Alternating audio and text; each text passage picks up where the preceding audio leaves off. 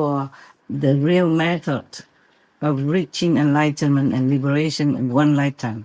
You have to see the light. You have to hear the Buddha's teaching.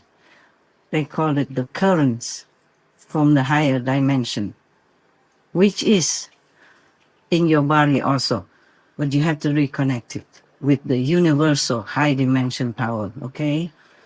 If not, then you can sit forever like the student of that Zen master who keep sitting there. And the teacher went and show him that polishing the bricks cannot make them into a mirror.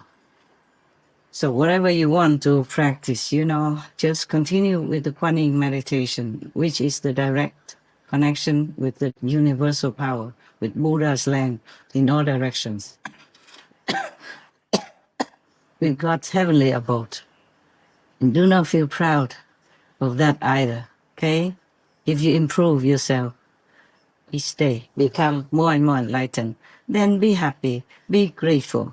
Thank God, thank all the masters and the Buddhas that bless you and help you to have that meditation shortcut in your life, their blessing to protect you, and that you can also practice and bless yourself and bless the world to some degree at the same time. Just always be grateful, be humble, okay? That's the way, yeah? You must have a teacher to teach you the right method, and you must correctly, diligently practice. That's all. Anything else, it's just secondary. Whatever you wear is okay. You don't wear, okay. Just don't show it in some countries in the public. India is different, okay? They will recognize the practitioners, not like anybody just can strip off and then go walking bloom on the street. The police will come and respectfully bring you somewhere. You know where, right? The same like in many Western countries, they won't allow that, okay? India is different. Please. So whatever you wear or not wear has nothing to do with your enlightenment. How many times you eat has nothing to do with your enlightenment. Continue to practice this enlightenment method. That's important, all right? And don't boast about it. That's why mostly I tell people not to tell their experiences to outsiders or family members even. Just sometimes now and then you write them in a hotline when you can't bear to keep it once a while, okay. But not every day, or often go out boasting to people, oh, I reached that enlightenment, spiritual realm, I saw that, I saw this. That's why I tell you not to. Keep them to yourself, okay? I also keep them to myself, many of them, many. Just if sometimes really necessary, then I mention some. Otherwise, it's better to keep it quiet so that your ego won't be puffed up by others and they mistakenly think that you have reached Buddhahood or you're the highest master in the world. And then they praise you, they make your ego puffed up, and then you're doomed, you're finished. That is one thing. Another thing is that other people might think you are lying, or they might be jealous of you, and they will try to harm you in many ways. That's why the faith of the masters, the real master, is really very, very thin. You see, if Lord Jesus didn't come out and teach people in the public, then he wouldn't have had to die on the cross. If the Buddha had not made himself be a master in the public, out of compassion, he wouldn't have been harmed so many times, lost his toe, or been hungry for 3 months at one time like that. And many other masters, you name them, you read their history, they suffer no end, been poisoned, fly alive, hanged, chopped, all kinds of things that happened to any master before, just because of compassion. They came out and taught the public. That's why they have to bear all these consequences, suffering so much. That's why keep it to yourself, okay? Yes. All right.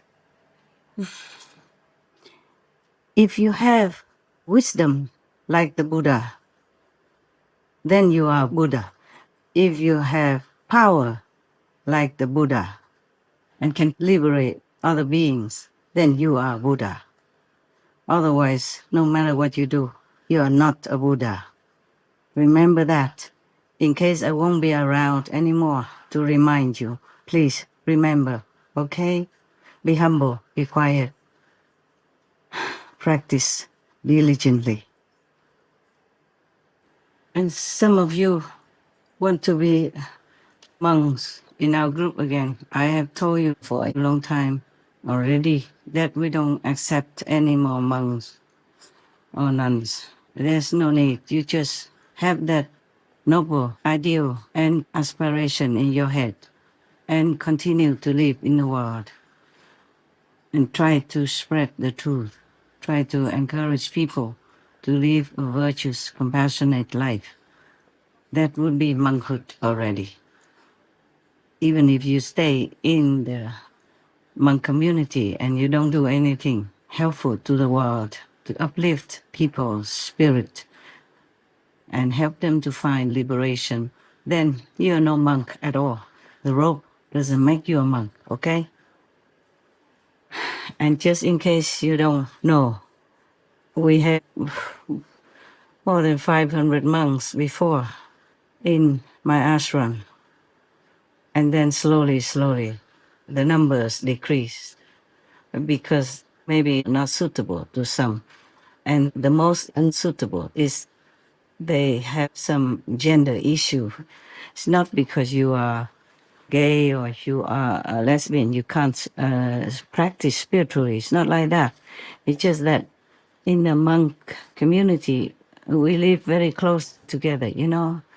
In my case, we have one mountain for the monks and the other mountain for me and the nuns. It was like that. But still, within the nuns community, there was trouble, you know, it happened. Some issues arose, so then later we had to separate. The real monks and nuns, they stay, and the rest continue to practice at home. Because if the lesbian and, and nuns, at that time we even had to sleep like two people in one tent sometimes. Yes, and it's not very convenient. That's why if you want to know one of the precepts, the rule in the Buddhist monkhood is that they ask you whether or not you are, for example, a homosexual. Yes. Because if you are, then you can't join this monk order under the Buddha's time and guidance. And nowadays, in modern times, it's still the same. They still have that precept. Not because the Buddha was discriminating, but you know, the situation is not convenient. If a man, like a homosexual, sleeps together with other monks who are normal, a man, then it might be trouble. That's all there is. Yeah, so in case you think of becoming monks and nuns in my group, we don't need any more. Number two, if you want to be monk outside in another community of Buddhism, please think twice and check yourself. It's because sometimes it's not like the monks or the nuns lying about their gender or anything. It's just sometimes they don't know in advance until they came in and then things happen. So you have to check well, okay? Yeah, check yourself well. Don't point fingers at anybody else. First, point a finger at yourself to check everything about you, not to check anybody else, okay?